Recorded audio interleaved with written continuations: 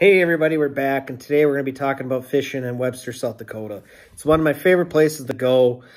It's not far away from my house. It's like 3 hours away from here. It's just a great place to go if I want to catch a bunch of walleyes or perch. It's just a great place to go. So, well, where am I going to stay when I get there? Well, we stay at Boomers Outback Motels where we stay. It's cheap, it's affordable, it's clean, it's very nice. $75 a night. Other than that, they have 2 corner suites. They have like 3 beds in them. They're a little fancier, but I think those are like $135 a night. It might be a little more than that now. And then Boomers also owns 3 cabins behind their cafe that they own in town. That are, they're a little bigger. So if you got a bigger group, they're nice. Also affordable. And they have a fish cleaning shack right next door, which is really convenient that anybody can use if you're either at the motel or the cabins. And then the cafe, bring your fish in. They'll fry your fish for you. Super nice people. And then in town, you have a hardware store, multiple gas stations. Sanix is the nicest one. But for bait-wise, go to Sportsman's Cove. Sportsman's Cove has a fishing report that you can call. It's updated once a week, every Tuesday. So that's just nice to call, just figure out where the fish are biting or how the weather is out there, especially in the wintertime. He does an ice report, and that's really nice, especially towards March. But yeah, great place. Other than that, another place to stay is next to Boomers. I don't remember what it's called. It's a hotel, though, and we always eat at their bar. It's called the Galley. And really good food, really good drinks, and then you don't got to drive anywhere. You just walk right back to your hotel room and you're there. But Boomers has a huge parking lot, so it's really boat friendly, and they have outlets so you can charge your batteries and whatever. So it's just set up really nice. And another place you can stay, we stayed for my bachelor party actually this summer, was the 40 Creek Lodge. That's in Grenville. That's on Wabae, North Wabae. Super nice place, affordable. I want to say it was like $300 a night, but it sleeps 6 people. There's 2 units, 1 6 and 1 7. But anyways, it's just set up really well. They have just about everything you need. The kitchen's just stocked, pots, pans. They got coffee. They got all your seasonings, everything you need, they got it. 2 bathrooms. The beds are just so comfortable. They're just so nice. It's just really homey. They got some really cool duck mounts in there, and I believe the other one, they got deer mounts in, but it's just really cool. They got a really nice patio, and they got 2 grills and a smoker you can use. They have a fish cleaning shack, but yeah, it's just set up really nice. They have a little, excuse me, they got a single stall garage that's got a screen, it's screened in, really nice. Patio set in there, deep freezer, fridge and a freezer, TV. They got bean bags. I mean, they got everything. It's just a really nice place to stay. And then in Grenville, you got the bar in town there, which I think it's called Bullfrogs. So you got the bar, and then you have there's a bait shop there also. But anyways, the bar, the mayor of the town, the mayor of Grenville, Mike, he runs the show there at the bar. Super nice guy. Him and his wife run it. Very friendly. Good place to stop, BS, have a couple cold beers. They got some food. They'll kind of tell you where, people are catching fish and whatnot. He talks to a lot of people, but really, really nice place to stay. They got some slot machines in there if you like to gamble, but it's a cool place. But, yeah, so we fish on Wabae a lot. And I fished on Northern Wabae there in Grenville. There's 3 accesses there. So if you stay at the 40 Creek Lodge, there's actually 2 accesses that are right on down the gravel road from there. But anyway, so they're both private. One's a campground and one's just a guy that owns property. But anyways, pretty sure it's a free will donation. But anyway, so we go to the public access. It's like I said, it's just like a 3-minute drive. It's not even that. But anyways, so you go back into Grenville, turn by the church, and then you're just on that road and you're there. But anyways, so that's where we do a lot of our walleye fishing. And we do a lot of trolling because you can just cover so much more water trolling. So that's what we do. Pull a lot of bottom bouncers, Lindy rigs, spinners, however you know it, but that's what we pull. And I don't pull a double hook spinner. I just pull a single hook spinner. And that's because I don't like crawler harnesses. I don't run them. I like running that single hook, and I like using crawlers, and you don't use a whole crawler, use a half a crawler. And why I do that is because there's so many perch out there. And what they do is they'll come and they just bite off. They keep biting the end of your crawler off. So if you shorten it up and they come and hit it, they're going to get the hook and they're going to get the whole kit and caboodle and you're going to smack them. And with perch in South Dakota, we've always caught our better perch in northern Grenville there, in northern Waubay, trolling in the summer. Really nice ones. But yeah, and the perch are far better eating than the walleye. That's my opinion. But anyways, still, yes, trolling for the walleyes. Yeah, just it's been really good with the spinners. Cranks are good too. Depends where you're fishing. There's a lot of timber around there because it's all, it's all flooded. This lake was all whatever. It's all flooded around there. So you can get tangled in some trees pretty quick. But so I'd rather personally lose a spinner than an $8 Rapala or a Salmo or whatever you're using. But anyways, so yeah, spinners are just really, really, really good out there. We just love running them, catch a lot of fish. This summer we did really good. Yeah, we just, I don't know, every day we got our limit anyway, and we had a fish fry at night. It was just awesome. It's a great place to go.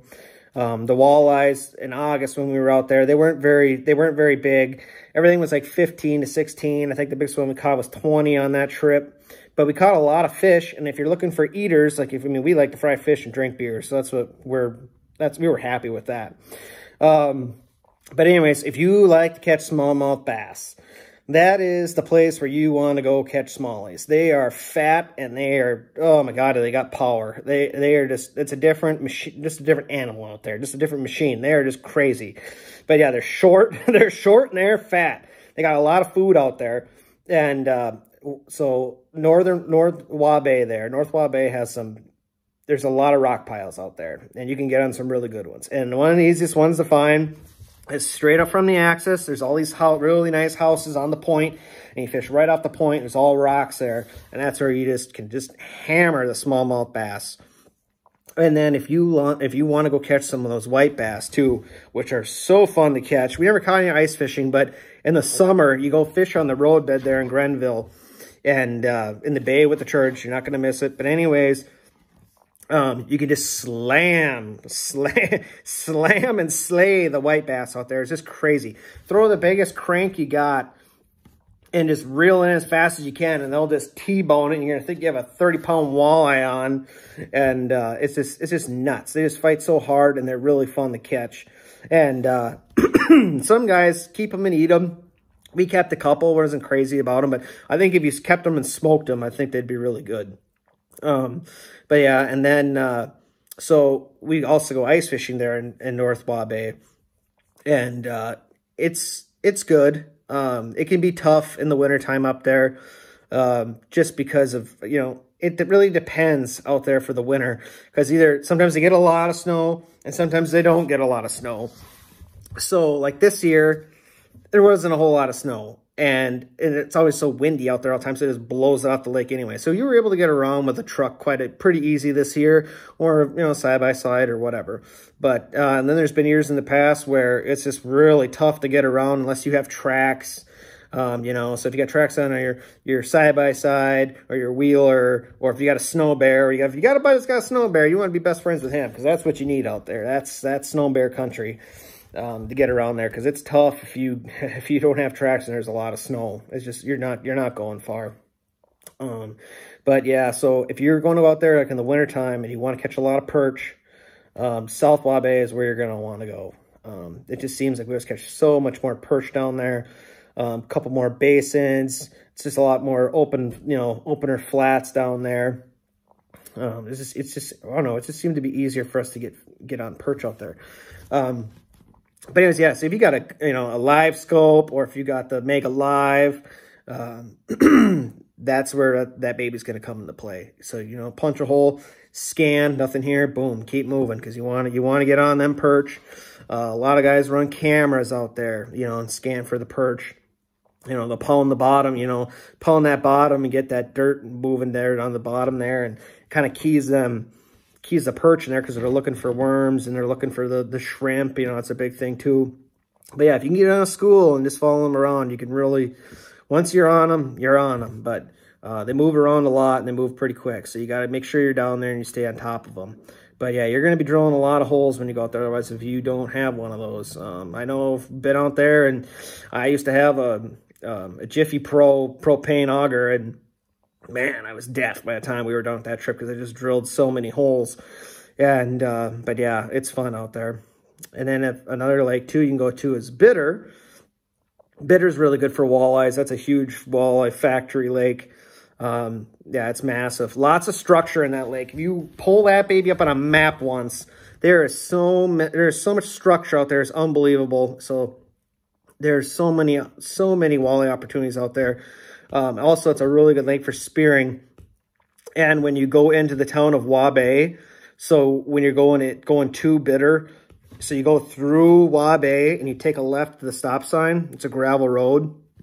The lake is right there, and there's all kinds of trees and stuff. Lots of guys spear in there, and they do really well. So you don't have to go far. Excuse me. You don't have to go far if that's what you want to do, is go spearing. And if you're going, like I said, when you're ice fishing, whatever. Because in South Dakota, you can spear walleyes, so that's awesome.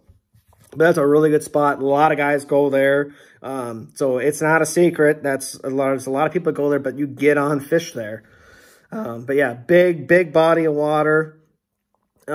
And when you're out there in the summertime, like I don't have a big boat. I got a 16-foot boat. So if you got a big boat, that's a good lake to go to, because if big water, and it's always windy out there. So if you get in some bad weather or things go south, it can get pretty hairy out there. So if you got a bigger boat, yeah, you'll be fine. But yeah. So anyways, another good lake is Enemy Swim. Now, Enemy Swim is it's a really good panfish destination. So if you're really big into catching really nice sunfish and really nice crappies, that's where you want to go. And we always go on the south axis. That's in Indian Bay.